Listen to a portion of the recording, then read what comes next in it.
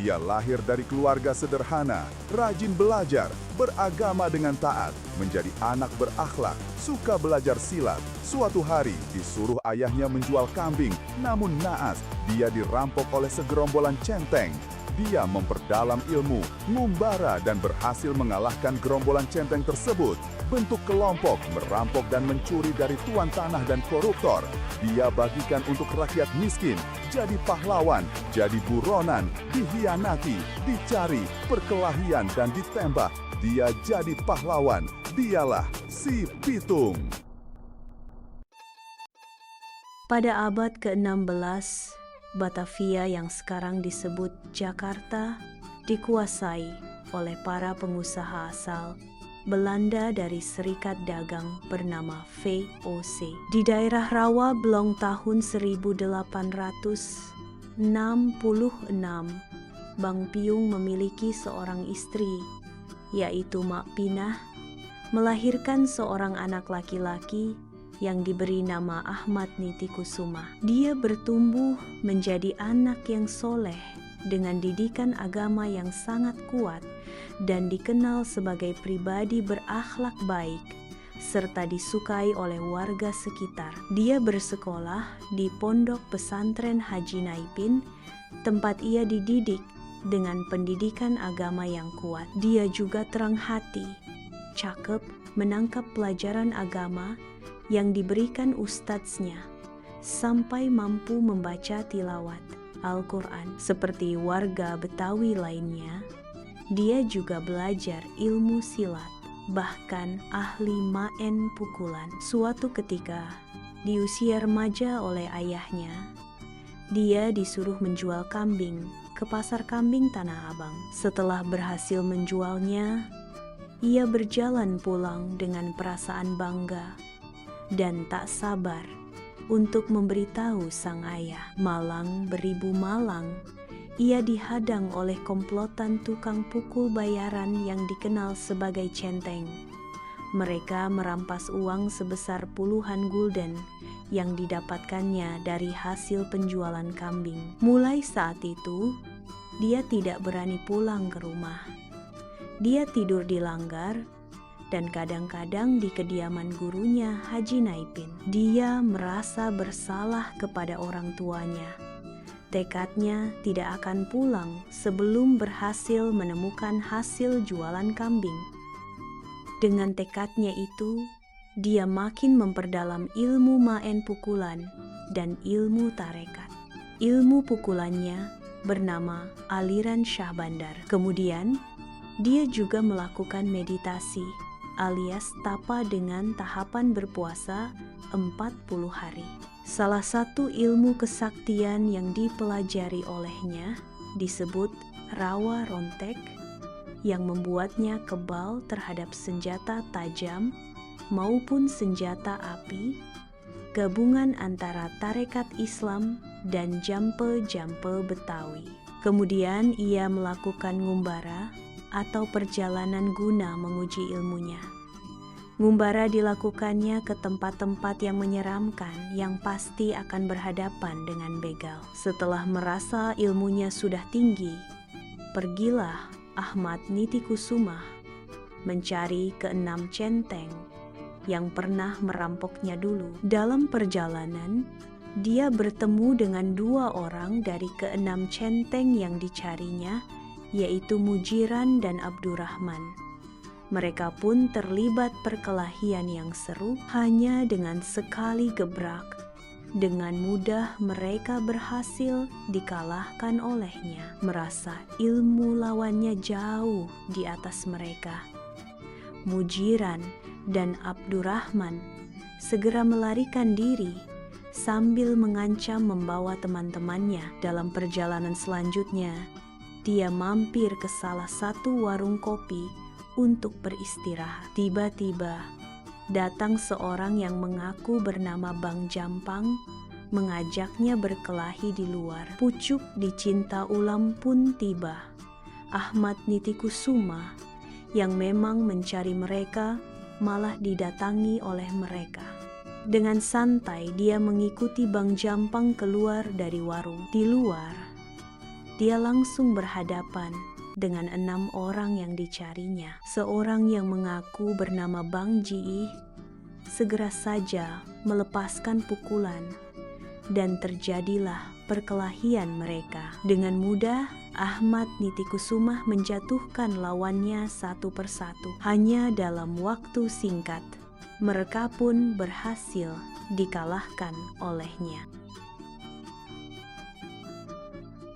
Bang, kita ngaku kalah. Kita mau abang jadi ketua kita-kita. Gue kagak mau jadi penjahat, tapi kalau kita nyolong duit koruptor, terus kita bagi-bagiin ke orang-orang susah, gue sih mau aja. Kelompok mereka dinamakan Pituan Pitulung yang berarti 7 sekawan. Masyarakat mengira itu nama ketuanya, dan sejak itulah Ahmad Nitikusuma lebih dikenal sebagai Si Pitung.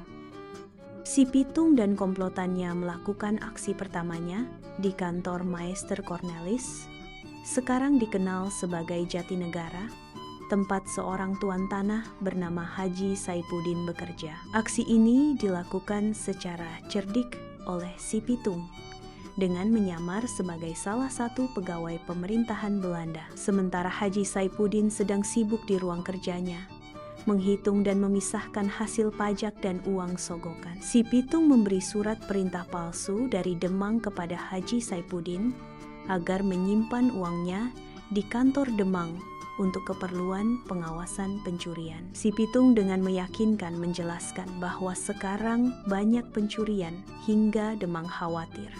Walau Haji Saipudin tampak agak bingung, tetapi akhirnya dia percaya. Haji Saipudin setuju dan memberikan uangnya kepada utusan Demang alias Si Pitung. Si Pitung dan kelompoknya bahkan berani menghadang dan merampok uang hasil pajak yang dikawal oleh para serdadu Belanda. Emang udah pada dasarnya, Si Pitung orangnya berakhlak. Semua hasil jarahan dibagi-bagiin kepada rakyat miskin. Dia juga datengin kampung-kampung buat nasi duit ke rumah-rumah yang udah pada reot. Si Pitung dan kelompoknya sangat disegani dan dihormati oleh masyarakat Betawi pada saat itu. Mereka menganggap kelompoknya sebagai pahlawan, sementara ketakutan terjadi pada para tuan tanah dan menir-menir Belanda kaya yang selalu menindas rakyat kecil. Mereka berkumpul membicarakan kekhawatiran mereka. Keluhan-keluhan tersebut akhirnya sampai juga kepada kepala polisi Belanda bernama A.W.W. van Hine. Van Hine segera memanggil bawahannya untuk segera mencari dan menangkap Si Pitung dan kelompoknya. Maka dimulailah operasi pencarian Si Pitung dan kelompoknya. Para polisi menyisiri daerah-daerah yang biasa dikunjungi Si Pitung. Petugas kolonial menyusuri lorong-lorong sempit di kampung-kampung, menatap tajam setiap wajah yang dijumpai. Mereka bertanya, menggeledah, bahkan mengancam. Namun tak satu pun mampu menunjukkan jejak sang buronan. Berulang kali mereka menyisir kampung-kampung dan hutan, menyebar mata-mata di pasar dan warung kopi. Tapi setiap langkah mereka selalu terlambat. Pitung selalu selangkah lebih maju, seolah ia tahu semua daerah itu lebih baik dari siapapun. Sementara itu Si Pitung dan komplotannya tetap melakukan aksi perampokan-perampokan di rumah orang-orang kaya, para juragan tanah dan menir-menir Belanda. Hingga pada suatu hari, perampokan Pitung dan komplotannya kepergok oleh patroli polisi yang memang sedang mencari mereka. Pada salah satu kesempatan, seorang polisi berhasil menembak Si Pitung. Namun betapa kagetnya para polisi itu, karena Si Pitung kebal dan tetap berlari tanpa luka sedikit pun. Para petugas mundur dalam kebingungan, dan mereka pun lolos. Bahkan sempat-sempatnya mereka mampir dan bersantai di warung kopi. Sementara itu di kantor polisi kolonial yang megah, tempat Van Hine berdiri di belakang meja besar, sedang memandang peta dan poster buronan. Dia sangat marah mendengar laporan bawahannya. Dia segera membuat pengumuman berhadiah Barang siapa dapat menangkap si pitung, hidup atau mati, atau memberikan informasi akurat, akan mendapatkan hadiah sebesar 400 gulden. Keesokan harinya, pengumuman tersebut sudah beredar. Banyak orang membaca pengumuman berhadiah tersebut di koran. Ada juga orang-orang yang melihatnya melalui papan pengumuman. Walau sebagian tidak mengerti tulisan di papan itu karena zaman itu banyak penduduk masih buta huruf, si pitung semakin terkenal di seluruh Batavia dan menjadi simbol perlawanan terhadap Belanda. Sementara itu Somad, yang merupakan murid dari pesantren dan perguruan silat Haji Naipin, juga sudah dewasa dan menjadi jawara Rawa Belong. Dia iri terhadap pitung yang begitu dihormati dan dikagumi oleh banyak orang, termasuk gurunya sendiri. Tergiur ketika mendengar si pitung dicari dengan hadiah yang besar senilai 400 gulden ditambah rasa irinya, maka berangkatlah Somad menemui Van Hine. Kamu kasih tahu itu lokasi dan rahasia si pitung, saya kasih kamu hadiah. Kamu orang mengerti? Hah? Somad pun menceritakan tentang ilmu rawa ronde yang hanya bisa ditembus oleh peluru emas dan lokasi markas si pitung di daerah Kampung Bambu. Kamu orang tidak bohong, heh? Iye menir, aye kagak berani bohong ame menir. Maka dibuatlah beberapa butir peluru dari emas dan Van Hine segera melakukan persiapan untuk mendatangi markas si pitung dengan ditemani oleh ajudannya dan membawa pasukan polisi yang sangat banyak. Maka berangkatlah Van Hine menyisiri daerah Kampung Bambu dan sekitarnya, tempat si pitung sering beredar. Sampailah mereka bertemu dengan kelompok si pitung di Kampung Bambu. Perkelahian di area terbuka tidak dapat dihindari. Perkelahian tampak tidak seimbang. Kelompok si pitung yang ahli silat, tetapi hanya beberapa orang melawan puluhan pasukan polisi dengan dilengkapi senapan. Pertempuran itu sengit, penuh gerakan, debu, dan teriakan. Si pitung dengan gagah berani melawan beberapa polisi sekaligus. Di tengah kekacauan, Van Hine akhirnya menembakkan peluru emas ke kaki pitung. Sang pahlawan tersandung dan tersungkur ke tanah. Saat dia mencoba bangkit, Van Hine berjalan maju dan menembakkan 2 peluru emas lagi ke dada si pitung. Akhirnya si pitung ambruk ke tanah. Tubuhnya diam saat kawan-kawannya berteriak putus asa. Suasana langsung hening, sang legenda telah tiada.